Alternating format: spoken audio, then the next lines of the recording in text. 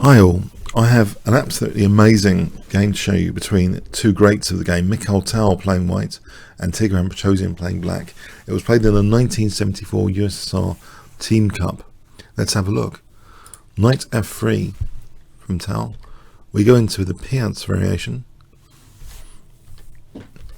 The two knights in particular. Looks quite modest at the moment.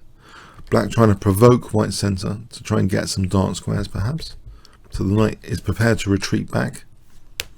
And now black is hoping to keep the position closed with e5. But Tal is having nothing of this. He's not letting black play it like a king's in defense. Maybe the knight would go back, h6, f5. No, none of that. Tal is trying to clear open, wide open, the center. He takes bishop f4, pressing now e5.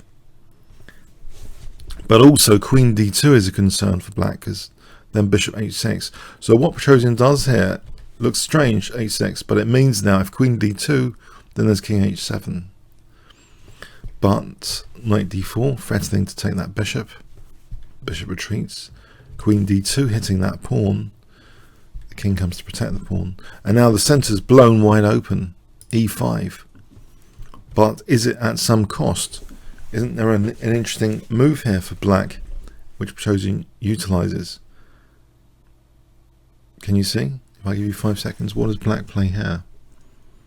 Which would seem to be promising. Black plays knight e4. He's grabbing that important dark square bishop with this move. Well, if white wanted to cling on to it, it'll be at some cost of like structural damage. So we see just simply knight takes e4, letting black grab that. Knight f3. It's quite dangerous here. Now that the centre's opened up, there's pressure points. This d file is a concern, especially because black hasn't connected rooks. So black dare not take this pawn, because maybe then just rook ad1, and there's an awful lot of pressure to parry. So the bishop humbly retreats back. But again, we see the d file pressure. So this is looking like good compensation for losing the bishop pair. It's an uncomfortable position for black, with knight c5 coming next, for example. So we see queen c8 trying to get out of this awkward pin situation. But now a very, very strong move indeed. Bishop c4, pointing at f7. And you might wonder why in this position this is so dangerous. Remember, at the moment the knight still can't move because the queen takes d7. So we see a very awkward looking move indeed, putting another piece back on the very first row. Look at all of black's pieces. Look at all of white's pieces. Yes, white is poised very, very aggressively. And here plays a very nice move indeed. White play. Can you see what white plays in this position? If I give you 5 seconds to pause the video here, what would you play with white? You want to exploit the temporary disconnection, well, of the rooks. They're actually severely disconnected because there's a bishop and knight and queen between them. But how can you exploit this with the white pieces here?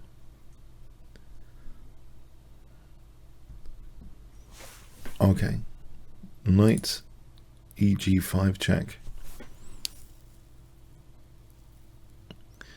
This is really, really dangerous. It'll be scary to leave that knight because it's hitting f7 as well. There will be other potential problems if that knight's left there. So it is actually taken in this position. H takes g, knight takes, and what's the point? Can you see the point now? One of the major points of this position here. White play. Again, I'll give you 5 seconds here. What would you play if you were Mikhail Tal in this position?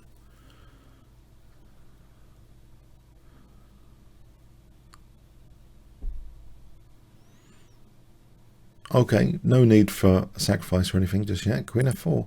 This threatening simply queen h4 for queen h7 checkmate.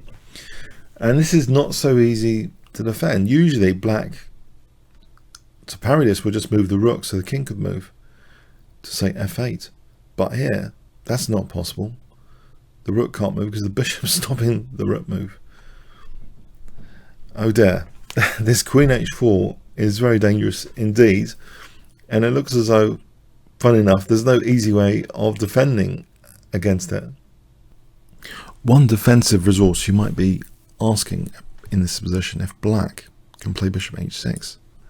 Because then, if queen h4, we can just snap off that pesky knight. The problem here, white's got a fantastic resource in this position. Funny enough. What would you play here if I give you 5 seconds, starting from now? Okay, rook takes e8.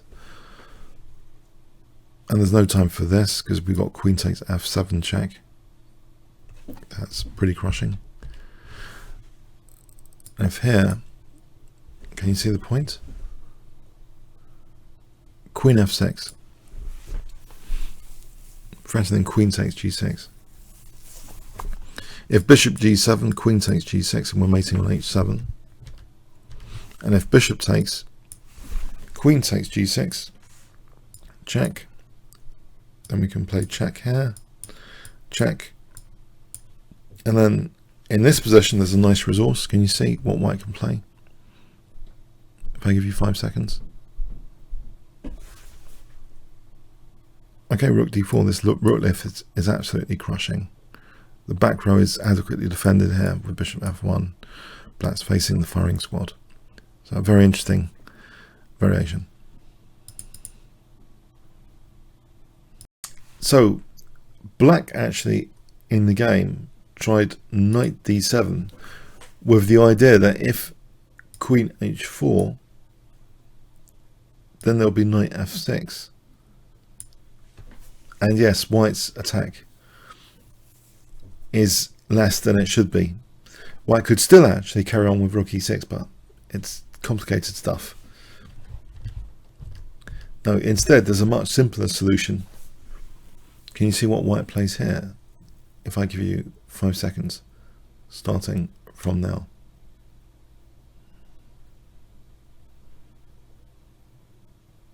Cut out the defense. Rook takes d7 first. Now, if queen takes, then we're back to queen h4 without any knight f6, and this is really hopeless. So we have bishop takes now. And now a really strong move, which might be even stronger than queen h4, although queen h4 looks pretty scary. Bishop takes f7, check. Tigran Petrosian resigned here. If his king moves to h8, then it's mate in short order. And if rook takes, queen takes, there's queen takes g6 here, threatening the mate on h7. Bishop f5. Then we have check, check. If king f8, then there's queen f7 checkmate. So here, knight takes, and this is absolutely crushing. Black can try and cling on with queen f8, but unless queen h5 check, so unless black wants to give up his bishop, he's not playing bishop h6. And here, white has knight e7 check, winning the queen. So that's all pretty crushing stuff. Also, of course, white is 3 pawns up here anyway, even if his attack wasn't winning. It's a pretty crushing win. I hope you enjoyed this game. Comments or questions on YouTube? Thanks very much.